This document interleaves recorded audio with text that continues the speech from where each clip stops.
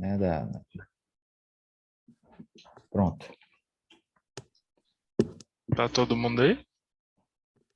Tá todo Do mundo. meu grupo? Beleza, estou aqui. Sim.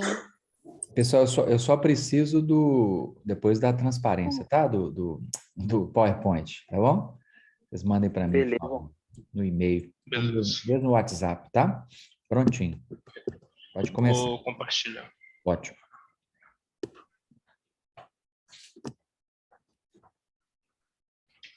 Aí tá aparecendo, né? Tá joia, tá beleza. Então, beleza. Boa noite, pessoal. Nosso trabalho vai ser sobre a ginástica artística. Nosso grupo é composto por Hendrix, Israel, Kazuyoshi e Yasmin. Fazendo uma introdução rápida sobre a ginástica artística, ela é uma modalidade olímpica onde os atletas devem executar movimentos complexos em seus aparelhos, né, para receberem uma nota que é baseada na dificuldade do movimento e na qualidade da execução. A ginástica artística ela é dividida em duas categorias, a masculina e feminina, onde na categoria masculina é utilizados aparelhos solo, cavalo com alças, argolas, saltos, paralelas e barra fixa. E na categoria feminina são saltos, traves, paralelas assimétricas e solo. Sendo assim, cada categoria vai apresentar diferentes tipos de lesões conforme a exigência de cada aparelho. Dando início à epidemiologia das lesões, a maior parte das manifestações clínicas das lesões são por meio de formação de edemas e hematomas, dor e impotência funcional da região lesionada, com prevalência de lesões em cápsulas articulares, ligamentos e tecido ósseo. As classificações das dores podem ser agudas, crônicas e síndromes-álgicas, podendo ser de fatores intrínsecos e extrínsecos. De acordo com os artigos que a gente consultou, há relatos na literatura de que os fatores intrínsecos são os principais agentes causadores das lesões mais frequentes na ginástica. Destacando que o peso e a idade colaboram com os grandes resultados desvantajosos para a integridade das estruturas dos tendões e articulações. Com relação aos fatores extrínsecos, até o momento tem se investigado o motivo das lesões, porém os achados ainda estão inconclusivos. Bom, os aparelhos que mais apresentam recorrência de lesões na prática da ginástica artística são o solo, paralelas assimétricas, trave de equilíbrio e salto sobre mesa, nessa ordem decrescente. E sendo a prática no solo responsável pela maior parte dessas lesões, chegando a mais de 40% delas. Pode passar, né? Cada modalidade, ela tem suas especificidades, né? E assim, cada uma exige mais de alguma parte do corpo. E, consequentemente, causa mais lesões a essas partes específicas. Entretanto, a lesão na articulação do tornozelo é a mais frequente dentre as modalidades com maior número de lesões, seguida pelas lesões no cotovelo, tendão de Aquiles e pés. Dessa forma, nós podemos perceber que as entorses de tornozelo são o tipo de lesão mais frequente dentre as modalidades esportivas, e como foi visto na disciplina, uma entorse é uma ruptura ou um estiramento de um dos ligamentos, e sendo que alguns dos mecanismos causadores da entorse de tornozelo são a aterrissagem após o salto e a mudança de direção feita de maneira brusca. Dentre os mecanismos causadores de lesões, os mecanismos mais comuns são os contatos com superfície e aparelho, que seriam os impactos sofridos decorrentes de quedas e choques com os aparelhos. Só para botar o Gustavo aí para mim, que eu não consigo colocar, ele está pedindo para entrar. Gustavo Cruz, solicitando a entrada aí na aula, quer estar com vocês o comando. Tá. Só colocar ele, por favor. Acho que aceitei todo mundo. Joia, ele está pedindo. Beleza, obrigado, desculpa. Tranquilo. Outro mecanismo que causa diversas lesões é o excesso de uso, que seriam lesões graduais, que são causadas por microtraumas e geralmente estão relacionadas à mudança de intensidade e duração dos treinos desses atletas.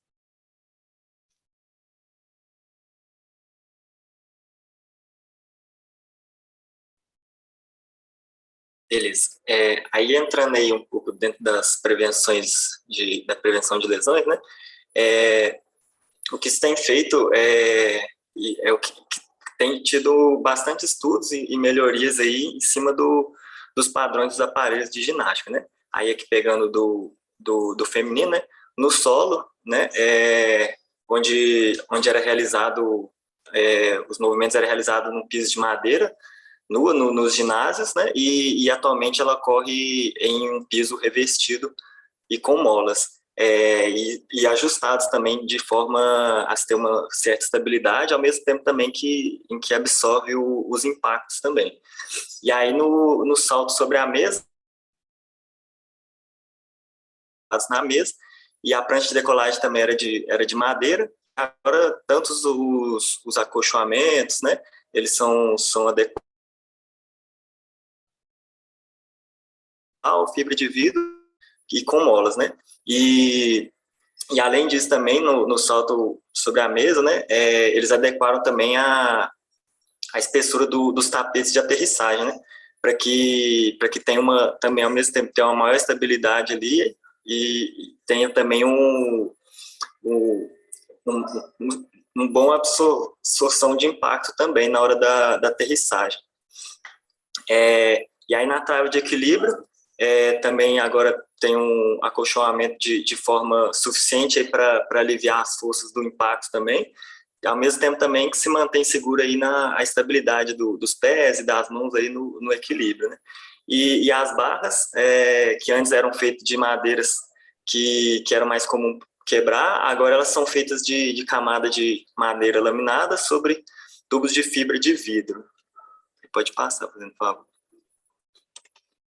E aí, outro ponto aí dentro da prevenção das lesões, né, dentro dos aparelhos aí que eu fui citando, também tem os aparelhos aí que são os aparelhos de treinamentos ou aparelhos auxiliares aí para que possa evitar também alguns acidentes e lesões, né, e até ajuda aí na melhora aí do aprendizado dos atletas, dos alunos, né, e aí a gente coloca exemplo aí dos postos de espumas, trampolins, tapetes mais espessos, né, mais grossos, macios, e também os dispositivos de Bund, e entre outros aí, que são esses que estão na imagem aqui, o poço de espumas, né, e aqui é o Bund, aqui, o dispositivo de Bund.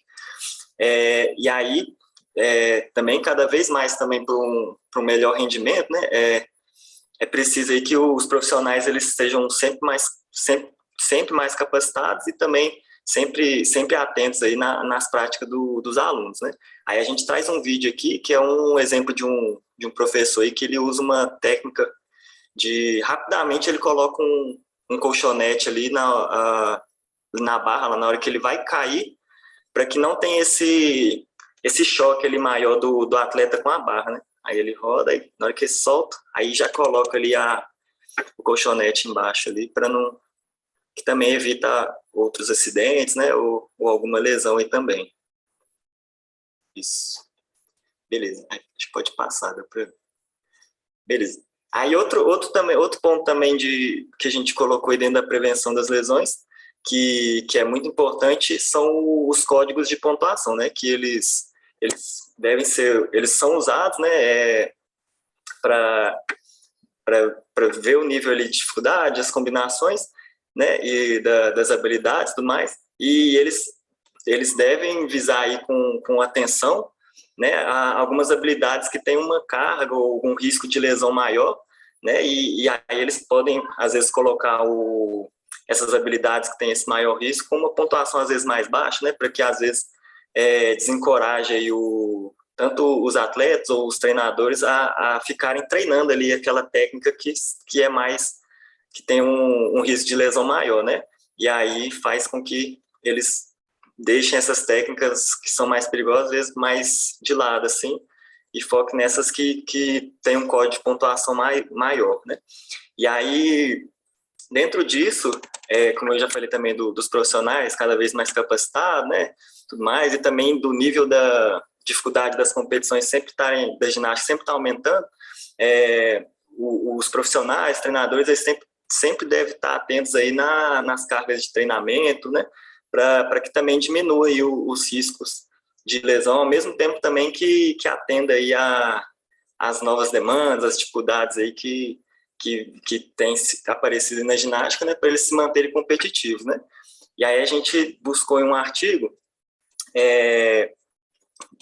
onde mostra uma taxa de lesão muito alta, acontece muitas lesões algumas semanas ou algum final de semana antes das competições, porque às vezes os treinadores eles querem aumentar essa carga, né, a fim de ter melhores desempenhos, mas eles acabam aumentando também o risco de lesão, né, pelo alto volume de treinamento.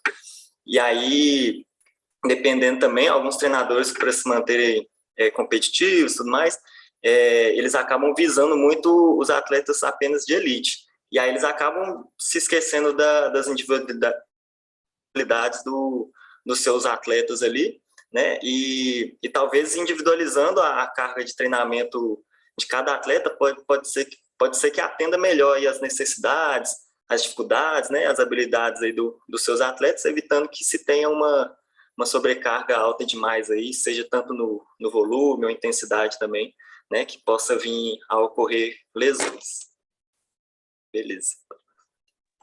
Bom, complementando o slide anterior, existem alguns elementos que foram até banidos da ginástica devido ao alto risco de lesão. Então, só reforçando essa questão do código de pontuação de estar sempre mudando e tal, muitos elementos já foram banidos por conta disso, né? Já teve atleta que fraturou a cervical e tudo mais. E é bem sério. Então, vamos lá.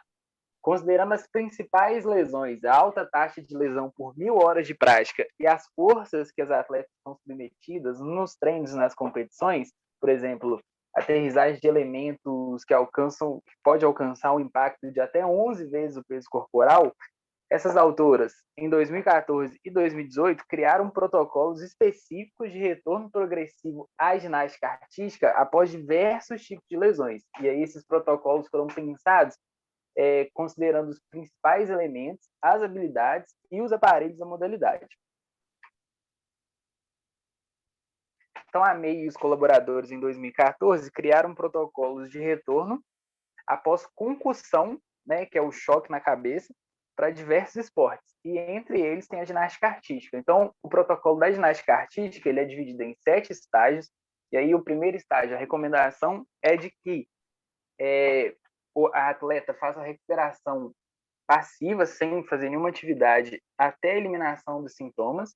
Os estágios 2 e 3 é recomendado aeróbico leve e o treino de força só com peso corporal e um baixo volume. Aí lá no estágio 4, você já pode iniciar a realização de habilidades básicas do esporte, né, como parada de mão, balanço curto nas barras, corridas, posturais, abdominais. Aí no estágio 5 já passa para as acrobacias um pouco mais complexas, as rodas, os flips, os giros nas barras, os mortais, as piruetas. No 6, a atleta volta ao treinamento normal e no último estágio é o retorno à competição, né, em que sabe-se que em competição as cargas de treinamento são mais intensas, né? E aí a recomendação dessa autora é que seja feito um monitoramento dos sintomas em todos os estágios. E aí o segundo artigo que a gente utilizou com relação a esses protocolos de retorno após lesão diz que o seguinte: eles criaram um guia geral de retorno após a lesão e eles frisaram a importância de se considerar a individualidade dos atletas e a lesão de cada um, né, consequentemente. E eles dizem que o protocolo só deve ser iniciado se o atleta apresentar a mínima ou nenhuma dor no local da lesão, se a articulação ali apresenta amplitude de movimento normal e força semelhante ao membro contralateral sem lesão. E aí existem nesse artigo, né, tem-se diferentes recomendações para diferentes tipos de lesão. Então, por exemplo, lesões decorrentes de impacto, fratura por estresse, apofisite, as autoras colocam que as habilidades devem ser realizadas no tumble track, que é uma cama elástica que entra naquela questão de aparelhos auxiliares ao treinamento, e as aterrissagens devem ser feitas preferencialmente em colchões, para só depois passar para superfícies mais firmes, que são os casos dos aparelhos, solo, a trave. E Já em lesões decorrentes de instabilidade, por exemplo, luxação patelar e o entorse, que falamos no trabalho, que é a mais comum, as recomendações são de realizar elementos básicos em superfícies estáveis primeiro e só depois avançar para a aterrissagem de elementos mais complexos, em colchões e elementos com giros no eixo longitudinal, como, por exemplo, as piruetas. E é dado enfoque também na importância do sono e da alimentação na recuperação e da prescrição de cargas de treinamento adequadas para esses atletas. Então, nós trouxemos aqui um exemplo das tabelas que tem no artigo que trata desse protocolo de retorno ao esporte específico para cada tipo de lesão. Então, espero um pouquinho para passar. Essa tabela ela mostra as recomendações, né, após uma lesão decorrente de instabilidade no membro inferior. Então, ela é dividida em níveis, vai de 1 a 6, e a recomendação é que a atleta só avance de nível após realizar todos os elementos do nível que ela está e descansar de 1 a 2 dias, para que os treinadores e a atleta mesmo consigam monitorar os efeitos da carga de treinamento aplicada antes de progredir para o próximo nível. Então, da esquerda para a direita, nós temos os aparelhos, salto sobre a mesa, paralelas assimétricas, trave de equilíbrio, solo e o tumble track, que é a cama elástica.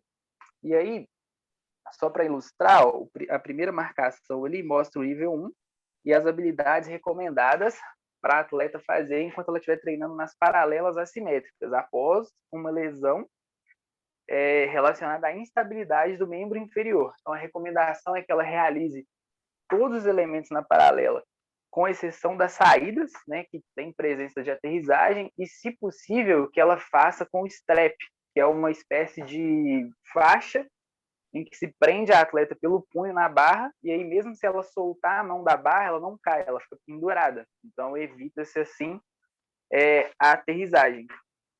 Pode passar.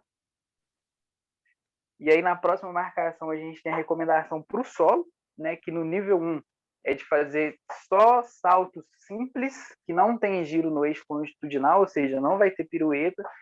E tem também a recomendação de acrobacias mais simples, como, por exemplo, o flick-flack, em que a atleta vai sair e chegar com os pés juntos e não vai ter esse giro no eixo longitudinal. Então, a chance de ter uma lesão é menor.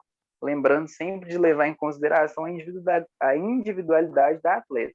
E aí a gente passa lá para o tumble track, e a recomendação é de fazer os saltos, mas aterrissar em uma superfície firme. Então, evitar, nesse primeiro estágio, realizar qualquer tipo de salto e aterrissar na própria cama elástica, devido à instabilidade.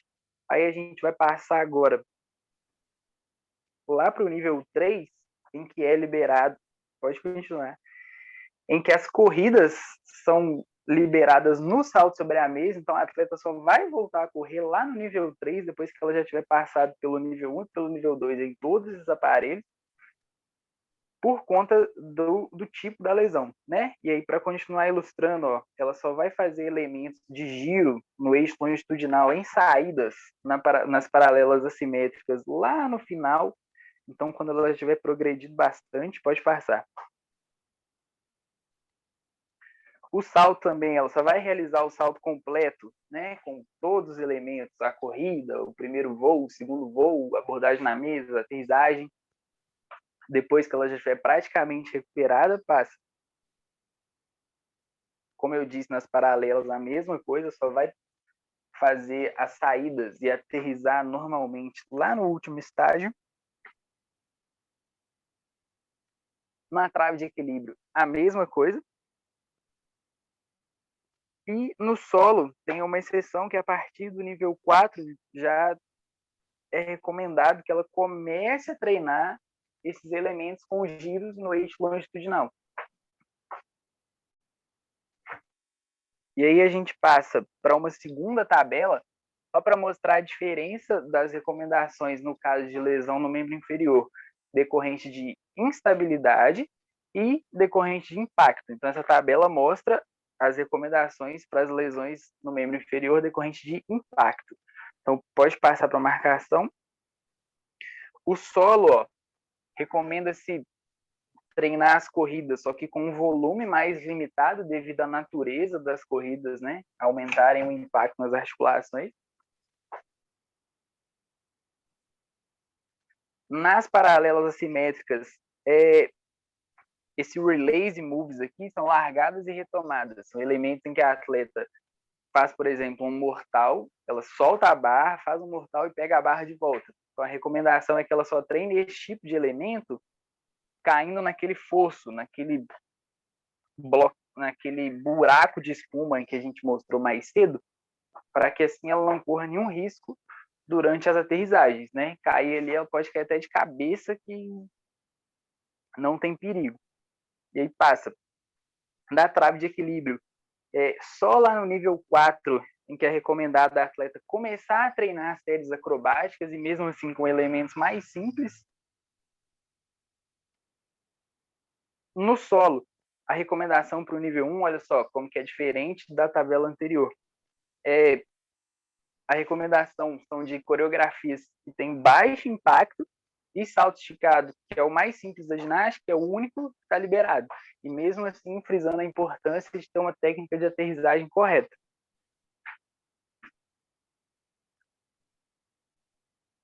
E aí, mesmo quando já libera a realização de mortais no solo, tem frisando a importância de fazer essas aterrissagens em superfícies mais macias, que absorvem impacto, por exemplo, colchões. E é isso. Pode passar. Muito obrigado, pessoal.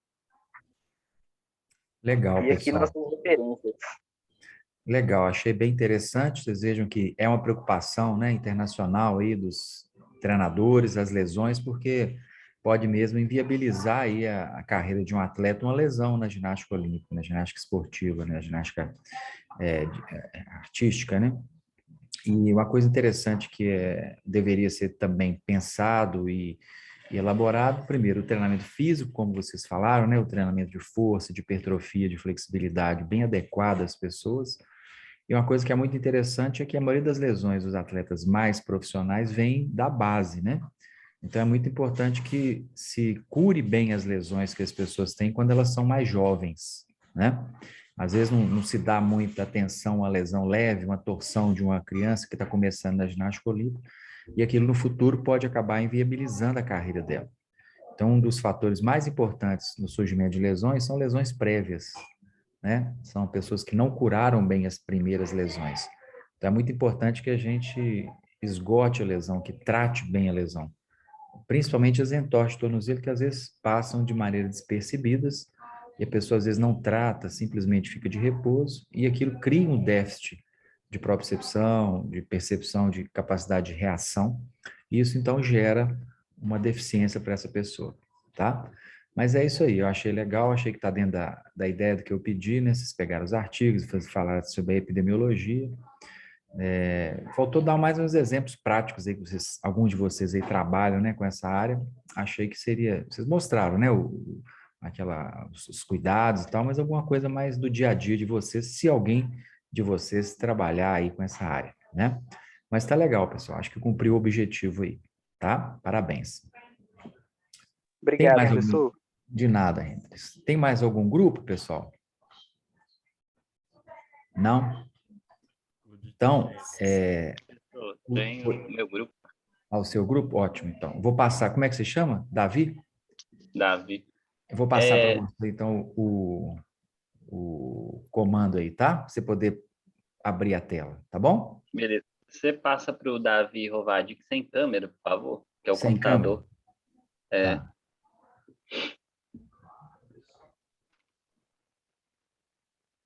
Sem câmera, tá. Aí, passou. Já tá aí, viu, Davi? Tá, vou só admitir o Olavo. Beleza. Se tiver alguém querendo entrar, aí, por favor, você deixa entrar. Beleza.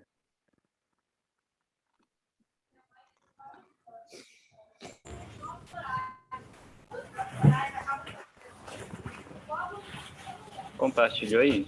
Compartilhou. Tá legal. Beleza. Show. Eu vou passar a bola para o Bruno começar a apresentar. Beleza. Lembrando, pessoal, que é para passar para mim depois as transparências, os PowerPoints, tá? No WhatsApp. Vou saber o nome dos grupos.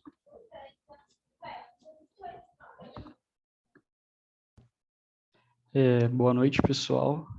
Nós vamos falar um pouquinho sobre as lesões esportivas no tênis. Nosso grupo é composto pelo Arthur, Bruno, Davi, Rafael e Sabrina. Pode passar, por favor. Dando uma introdução sobre o tênis, ele é um esporte de origem inglesa, mas que já passou por várias mudanças até chegar às regras e às delimitações de quadra que ele possui hoje. Ele é um esporte disputado em quadras que geralmente são abertas e de superfícies sintéticas, sendo elas de cimento, saibro ou relva, e participam do jogo 2 oponentes ou 2 duplas de oponentes, podendo ser elas mistas, entre homens e mulheres, ou não mistas. A quadra ela é dividida em 2 meias quadras por uma rede, e o objetivo do jogo é rebater a bolinha para além da rede, mandando ela para a quadra adversária, com a ajuda de uma raquete. O tênis ele é um esporte muito mais de nível do que de idade, então não existe problema algum em um tenista de 8 anos jogar contra outro de 50, por exemplo, desde que o jogo seja parelho e os dois tenham ali o mesmo nível. Em clubes e academias é possível encontrar jogadores de todos os níveis, basta começar fazendo algumas aulas que logo a pessoa já consegue estar ali praticando e às vezes dependendo até competindo no esporte. A prática desse esporte ela melhora a capacidade cardiovascular e respiratória, bem como a coordenação motora e os reflexos. E o gasto calórico durante uma partida de tênis é em média de 500 quilocalorias por hora. Sendo assim, o tênis é um esporte que ele requer muita concentração, coordenação, agilidade e habilidade específica, além de uma relação direta entre a performance e o condicionamento físico e também a potência. Então, ele é considerado um dos mais técnicos e mais difíceis de ser aprendido e praticado entre os esportes. O número de praticantes ele vem crescendo consideravelmente nos últimos anos e, consequentemente, o número de lesões elas também vão aumentar. E elas podem resultar em uma diminuição do rendimento ou até o afastamento das quadras e dos treinos, dependendo por longos períodos. E por isso é importante que todos os envolvidos, sendo eles técnicos, professores, preparadores físicos, até pais e atletas, dependendo da idade, tenham conhecimento dessas lesões mais frequentes e suas implicações para que seja possível um tratamento de qualidade. Pode passar, por favor? Em relação aos fatores intrínsecos, né, que podem acabar gerando algum tipo de lesão, a genética, a idade e o sexo dos praticantes são os fatores mais importantes que podem estar contribuindo, então, para gerar alguma lesão. Em relação à genética, a gente pode, né, pensar que, por exemplo, disfunções dos músculos podem acarretar lesões como do manguito rotador e estabilizadores da escápula, que podem contribuir para lesões nos ombros, ou então quem tem frouxidão ligamentar, que acaba por ter os ligamentos mais fracos, né, mais frouxos, ou então quem tem hiperlordose, acaba por estar dentro, né, acarretando esses maiores níveis de lesões assim, dentro do esporte. Pode passar. A idade dos atletas, ela também é um fator importante.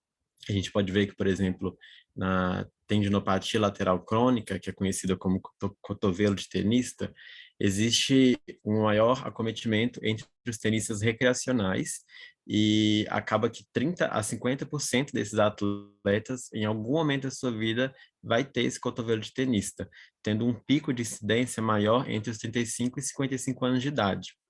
E a gente vê até que no ano de 2001, nos torneios oficiais juniores da Confederação Brasileira de Tênis, foram catalogados atletas entre 10 e 18 anos na categoria masculina, sendo que nesses atletas, os 18 anos foram os que receberam maiores números de assistências médicas e tratamentos fisioterapêuticos. Porque a gente vê aí que, né, quanto maior a idade do atleta, maior a predisposição dele estar tendo algum tipo de lesão. Próximo. Em relação ao sexo desses atletas, a gente vê que as lesões musculares ou tendíneas foram muito maior nos homens do que nas mulheres, e as lesões nervosas ocorreram 3 vezes mais nos homens. Isso porque o sexo masculino são mais propensos a sustentarem, né, a aguentar lesões na cabeça, no pescoço, no membro superior, no membro inferior e na coluna comparado às mulheres. que faz com que eles acabam por se doar mais no momento da competição e por ter mais lesões em decorrência disso. Nas mulheres, é mais comum lesões no punho, no joelho, seguidos pelo pé, enquanto que nos homens, as lesões se dão mais no joelho, no ombro e na clavícula.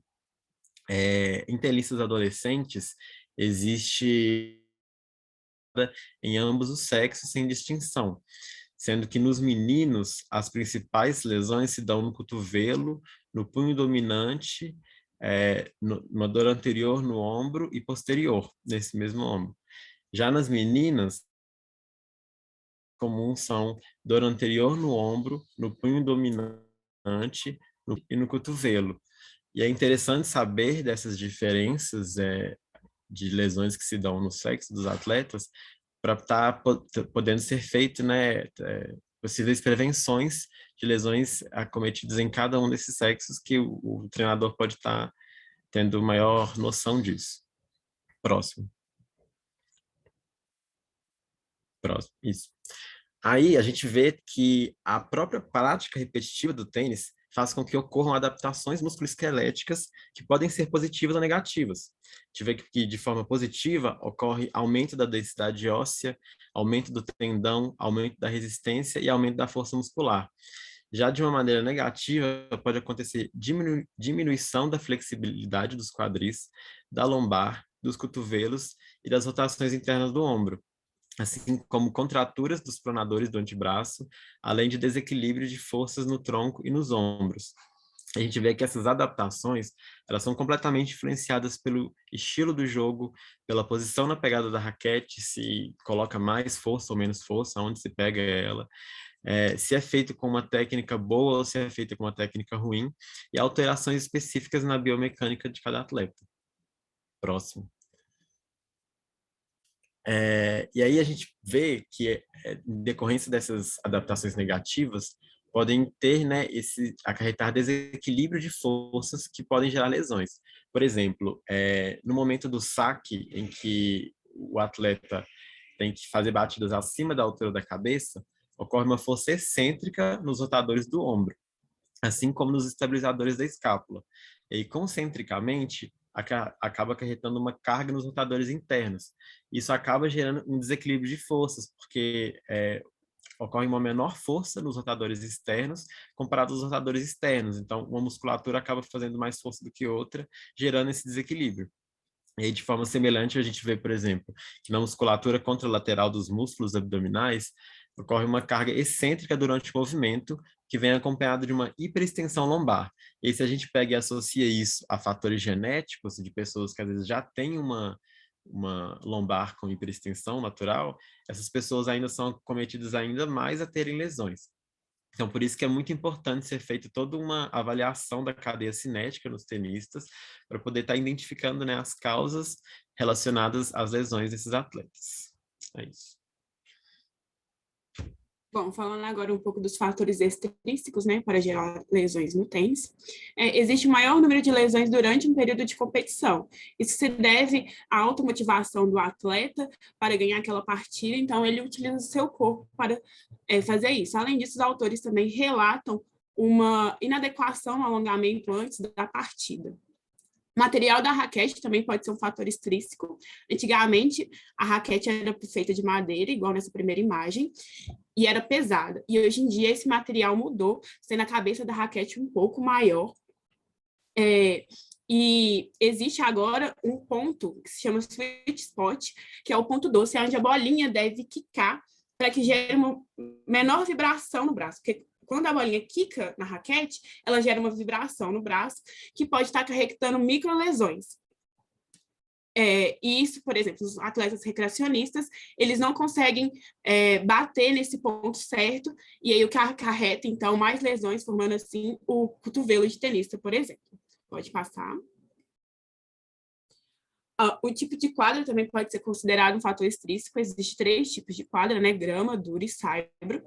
Então, porque isso interfere, né, nos membros inferiores. O tempo de jogo também pode ser considerado um fator extrínseco, já que no tênis não tem uma duração limite, né, um tempo determinado para ocorrer a partida, sendo que ela pode durar horas. E a quantidade de torneios também pode ser um fator, já que não existe uma quantidade determinada. Então, sendo assim, não existe dados sobre os efeitos dessa restrição sobre a incidência de lesões. Isso faz necessárias mais pesquisas sobre a quantidade ideal de tempo de jogo e quantidade de torneios para esses fatores. Pode passar. Boa noite a todos. Eu vou falar um pouco sobre as principais lesões no tênis, e uma das que mais acometem os atletas é a epicondilite lateral do cotovelo. Ela já foi citada aqui anteriormente, só que com outro nome, a tendinopatia lateral tendinopatia lateral crônica. E, bom, ela é definida como uma afecção degenerativa que compromete os tendões extensores originários do epicôndilo lateral, com extensão pouco frequente à articulação. Ou seja, ela é muito comum quando não se utiliza a técnica correta. Por exemplo, em ações de backhand no tênis, que é o saque ou a rebatida geralmente com a raquete para trás, muitas das vezes, pelo punho não estar totalmente estendido, acontecem muitas lesões. Ou seja, quando os tenistas, geralmente, esse é um ponto até interessante, geralmente tenistas mais novos, pois os mais experientes, eles costumam já ter essa técnica bem estruturada, geralmente os tenistas mais novos não estendem o punho da maneira correta, isso favorece muito a causa da epicondilite lateral. Bom, como foi dito, a prevenção é a aplicação de uma técnica correta, além de evitar treinos com duração superior a 2 horas. E é interessante que foi dito em dado momento da apresentação que algumas lesões, quanto maior a idade, mais provável a chance dela acontecer. Porém, isso se deve mais a fatores biológicos, por exemplo, como o envelhecimento.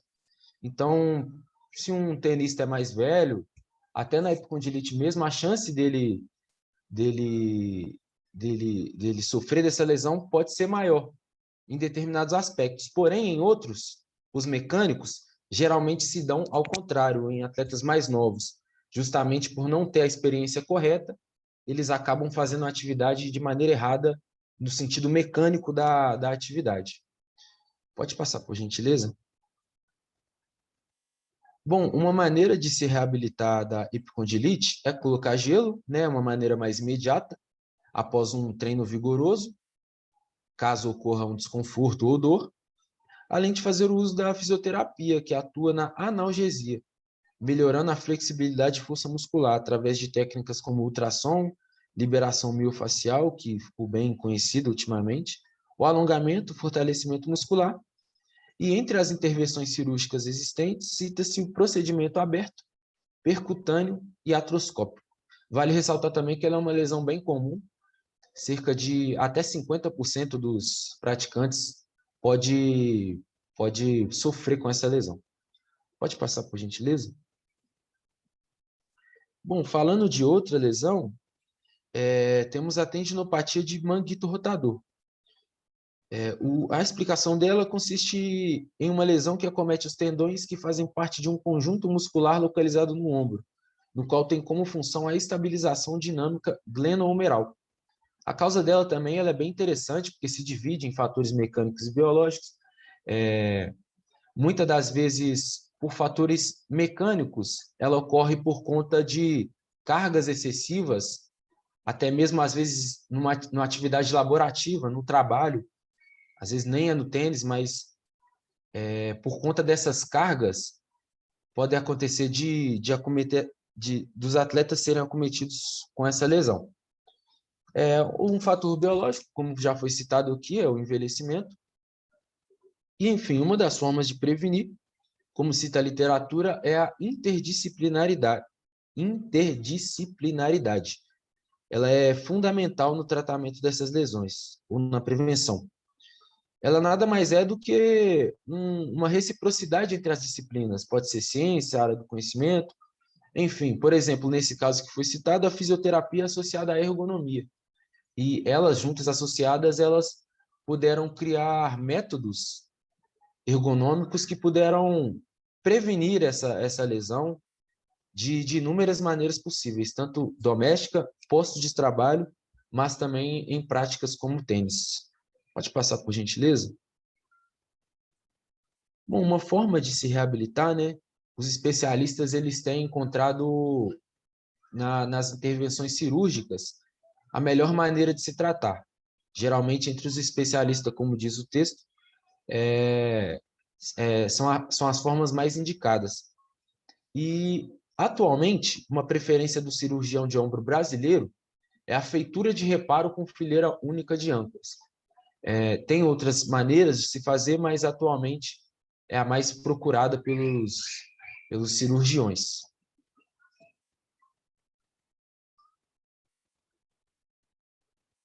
Isso. Beleza. Agora, em relação à comparação com outros esportes, né, a incidência de lesões, a gente vai comparar a frequência de lesões entre jogadores que utilizam esportes que utilizam a raquete, né? Tênis de mesa, o tênis e o badminton, né? O número de lesões é muito menor no tênis e no badminton se comparado ao tênis de mesa, de acordo com esses autores, Conde e colaboradores de 2011. Sendo que o tênis é o maior responsável por lesões nas regiões do tornozelo e o tênis de mesa, maior incidência de lesões nos ombros, né? Neste gráfico aí retirado do artigo, as setinhas azuis apontam, né, as regiões onde o tênis tem maior predominância de lesões, que é no tornozelo, na região do fêmur e no punho, né? Com as setinhas azuis aí, comparados a esses outros esportes de raquete, que utilizam a raquete. Em relação às partes mais propensas a lesões, né, de acordo com esses autores, no grupo que eles estudaram, são a cintura escapular, a coluna, o tornozelo, enquanto o pé e o punho estão na sequência. As lesões mais frequentes, né, dizem respeito aos tecidos musculares, e de acordo com esses dados, né, a maioria dessas lesões vão ocorrer no meio de uma sessão de treinamento ou num evento importante de competição, principalmente durante a temporada. E eles relatam que essa porcentagem de lesões entre os esportes não tem muita diferença se é a pessoa do sexo masculino ou do sexo feminino. Outro trabalho que avaliou nessa comparação das lesões no tênis com outros esportes foi do Laura Guitarrana e colaboradores, de 2009. Eles avaliaram aproximadamente 14 mil atletas em 37 tipos de esportes diferentes, né, num festival que ocorreu na Tailândia. Aí um dado interessante desse artigo é que o tênis foi o quinto esporte com maior incidência de lesões. Ele está com a setinha azul aí na apresentação dessa tabela que foi retirada do artigo, sendo que ele é interessante, né, que ele não é um esporte de contato e ele tem uma incidência maior que, por exemplo, que lutas, né, karatê, luta livre, ou boxe, judô, e até mesmo apresentou um maior número de lesões naquele grupo, né, do que o futebol, por exemplo. São esportes de contato, né, que chama atenção aí. E essas são as nossas referências, né, que a gente utilizou para realizar o trabalho. Muito obrigado. Beleza, pessoal. Isso mesmo. A gente vê que o tênis é um esporte muito disputado, que tem muita demanda física, né? E, consequentemente, como vocês mesmos falaram, uma coisa que é muito importante é essa integração entre a preparação física, entre o treinador, o preparador físico, o fisioterapeuta, né, que estão cuidando daquele atleta. A gente tem muita experiência de trabalhar aí com o Bruno Soares, com o Marcelo Melo, né, que são atletas hoje de ponta no Brasil, e essa interação é muito importante e realmente vocês observam que esses jogadores de alto nível, eles raramente se machucam, né? Só os mais velhos mesmo, mas é muito importante essa integração entre as áreas de conhecimento, como vocês mesmos falaram, em prol do atleta, né? Então, o tênis, realmente, o reforço muscular, o trabalho em cima do ombro, principalmente, como vocês falaram aí, né? Existe uma tendência muito grande dos jogadores de tênis terem um encurtamento da cápsula posterior do ombro, o que gera uma tendência grande de anteriorização da cabeça do húmero e que é uma fonte frequente de dor anterior do ombro, que vocês colocaram no trabalho, que é uma região bastante acometida, né?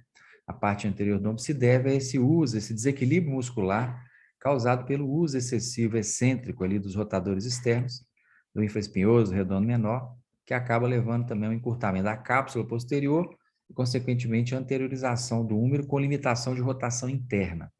Então, esse é uma lesão, um processo assim, adaptativo bastante comum que a gente vê nos atletas de tênis e que tem mecanismos para a gente poder prevenir. Daí a interação entre a equipe, né, multidisciplinar que toma conta desse atleta, o técnico, o preparador físico, o fisioterapeuta, o médico, né, que estão interagindo em benefício do atleta. Tudo bem, tá joia. Tem mais algum grupo por hoje, pessoal? Professor, deixa eu só te perguntar, Pois todos não. os grupos eles vão apresentar hoje ou vai continuar na próxima semana? Vai continuar na próxima semana, vai continuar. E depois é a nossa Não, avaliação. beleza. Tá? Não tem problema não. Não, beleza. Quem não tiver feito Tá esse, bom, obrigado. pode terminar, pode apresentar semana que vem. Eu vou, mesmo esquema, tá? Vou postar, vou dar para você. Professor, Pois não. Pode falar. meu grupo preparou o trabalho, mas assim, os integrantes têm vários com problema. Eu poderia apresentar? Melhor apresentar semana que vem, né? Que aí o pessoal está presente, melhor, né? Melhor o pessoal apresentar, tá presente para apresentar o trabalho. Nós temos tempo semana que vem, não tem problema não. Tá? Qual que é o seu? Ok. Qual que é o De seu? jiu-jitsu. Do jiu-jitsu. Olavo, o João, a Ana e a É Isabel. legal o pessoal estar presente, né? E é um tema interessante para a gente ver. Não tem problema não, pode apresentar semana que vem, mesmo horário, tá bom? Tá ok, Fala obrigado. pro pessoal para estar presente. Então, legal, pessoal. Eu vou baixar essa aula e deixar no YouTube, tá? Quem quiser rever a aula, tá bom? Beleza, então. Professor, só uma pergunta. Os Pois não. slides eu te envio PDF ou PowerPoint? Pode ser o No PDF grupo? mesmo. Pode ser o PDF. No grupo? PDF. Beleza. No grupo, Aí no grupo do WhatsApp, para eu saber os componentes. Tá bom? Beleza, obrigado. Então, joia, pessoal. Até semana, então. Professor, Pois não. pode enviar o do jiu-jitsu antecipadamente, antes de Pode. apresentar também? Sem problema, pode enviar. Se tiver tudo certinho, Tá. se não for mudar nada, pode enviar. Tá ok, obrigado. Boa noite. Boa noite, boa noite. Então, joia, pessoal. Semana que vem a gente apresenta os outros que estão faltando e depois nós fazemos nossa avaliaçãozinha, tá bom? Professor, boa noite. Obrigado, professor. Obrigado, pessoal. Boa noite. Obrigado, professor. Boa noite. Boa noite. Tchau, tchau. Boa noite. Boa noite.